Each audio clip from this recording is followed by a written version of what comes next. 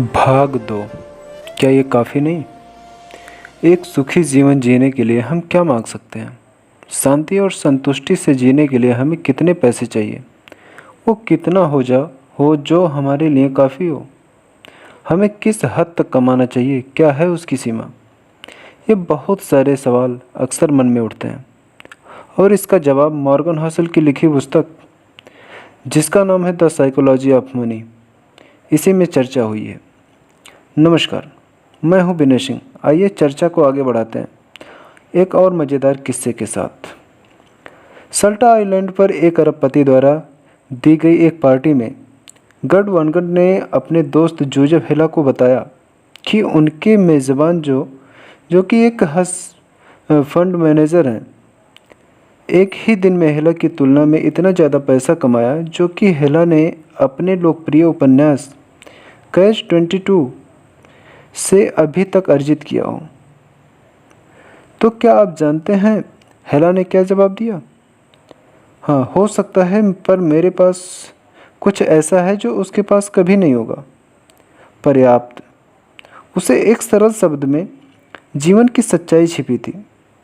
हमें से कितने लोग करोड़पति या अरबपति होंगे, गुप्ता या मैरॉफ की तरह, लेकिन इस पुस्तक को पढ़ने वाले कई लोग अपने जीवन में इतना ज़रूर कमा लेंगे कि उनके पास अपनी ज़रूरत की हर वो चीज़ और वो जो चाहते हैं उसे कवर करने के लिए पर्याप्त धन होगा।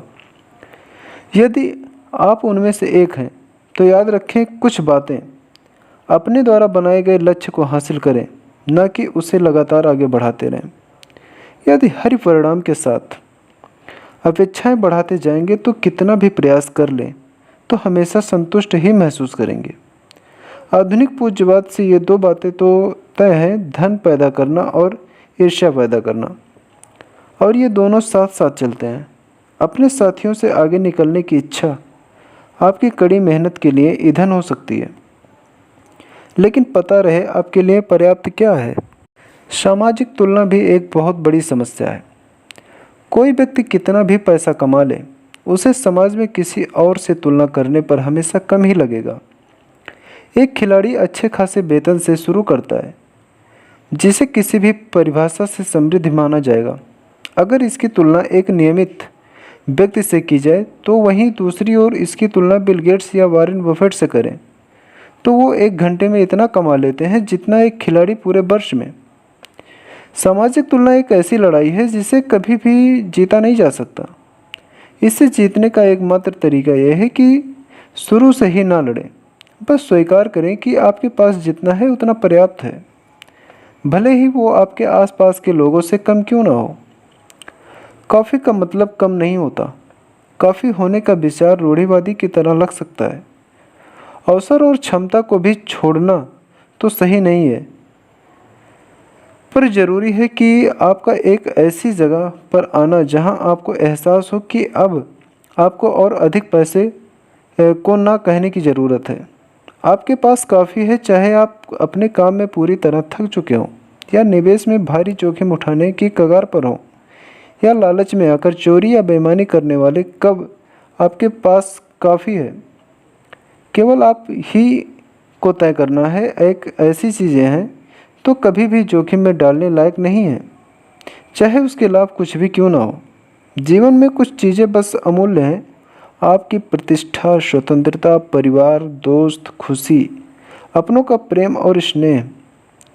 ये कुछ चीज़ें हैं जिन्हें पैसों से नहीं आंका जा सकता। इन सबको संजोए रखने में आपकी सबसे बड़ी समझदारी ये है कि खुद को जोखिम लेने से रोकने का समय कम है। आपका हर वो कदम जो उन्हें नुकसान पहुंचा सकता है वो नहीं उठाना है। साधारण शब्दों में कहें तो बस ये जानना है कि आपके पास कब पर्याप्त है। वो कहावत है ना कि आपकी दौलत का असली पैमाना ये है कि अगर आपने अपना सारा पैसा गंवा दिया तब भी आप कितनी कीमती हैं। तो दोस्तों, धन संपत्ति के मनोविज्ञान को समझना अभी बाकी है। लंबे समय की बचत और निवेश। वॉरेन बफेट की एक बहुत ही मशहूर कहावत है, खर्च करने के बाद जो बचता है उसे मत बचाओ, बल्कि बचत करने के बाद जो बचा है उसे खर्च करो। और हर इस वाक्य में खर्च और बचत का पूरा गणित छिपा है। इस भाग में हम चर्चा करेंगे कि किस तरह छोटी छोटी पर लंबे समय तक की गई बचत और इसके सही निवेश से कितने विशाल परिणाम हो सकते हैं। उदाहरण के लिए आइसेस अर्थात बर्फ़ को ही ले लीजिए। इतनी अधिक मात्रा में वो बर्फ़ रातों रात तो नहीं जम जाएगी, है ना। शुरुआत तब से हुई जब गर्मी इतनी गर्म कभी नहीं हुई कि पिछली सर्दियों की बर्फ़ को पिघला सके, और इस बची हुई बर्फ़ पर अगले सर्दियों में बर्फ़ जमा होना और आसान हो गया, जिससे आने वाली गर्मियों में बर्फ़ के चिपके रहने की संभावना बढ़ती चली गई, जो अगली सर्दियों में और अधिक बर्फ़ को आकर्षित करती चली गई।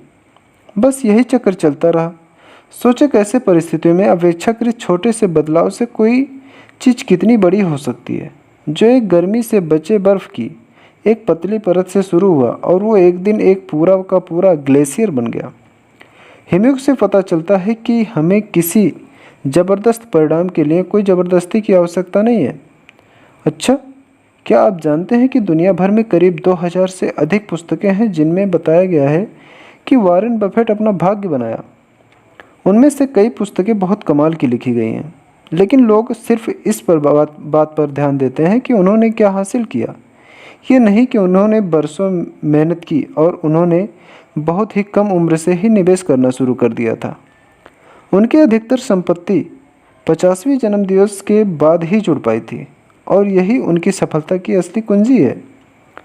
अगर यही काम उन्होंने 30 साल की उम्र में शुरू किया होता तो 60 की उम्र में सेवानिवृत्त हो जाते, तो शायद हमने उनके बारे में सुना ही नहीं होता। देखा जाए तो वॉरेन बफेट की सारी सफलता अपनी जवानी के वर्षों में बनाए गए वित्तीय आधार और अपनी अधेड़ अवस्था में उसे बनाए रखने की वजह से हुई। उनका कौशल निवेश करना जरूर है, पर उनका रहस्य समय है। इस तरह से कंपाउंडिंग काम करती है, किसी भी चीज़ को बस जोड़ते चले जाना।